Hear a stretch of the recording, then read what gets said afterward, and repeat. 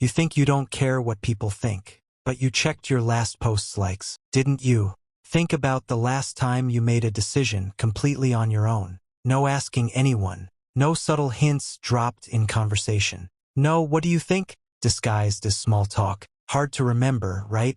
Because here's what actually happens. You make a choice, and before you've even fully decided, you're already running it through someone else's eyes. A friend, parent, a stranger on the internet you've never met.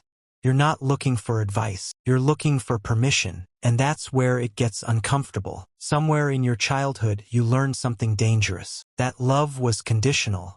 That approval had to be earned. Maybe it was a parent who only smiled when you got the grade. Maybe it was friends who only included you when you fit the mold. Maybe it was just the silence when you did something wrong.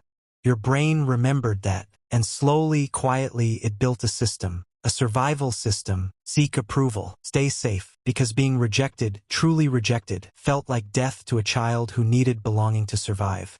But here's the part no one tells you. That system, it never got an update. You're still running it. At 22, at 35, at 47, every time you soften your real opinion in a group, every time you post something and then watch, every time you dress differently around different people. That's not you being social. That's you still being that kid, trying not to disappear. And here's the twist that makes it worse. The validation never works. You get the likes, you get the compliment, and for maybe 3 seconds, it feels like enough. Then the hunger comes back, louder than before.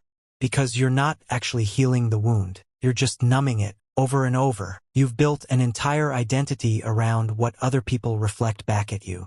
Which means, if they stopped, you wouldn't know who you are. That's the uncomfortable truth. So go back to that post you checked. Were you sharing something? Or were you asking a question you're too afraid to say out loud? Am I enough? You're still waiting for the answer.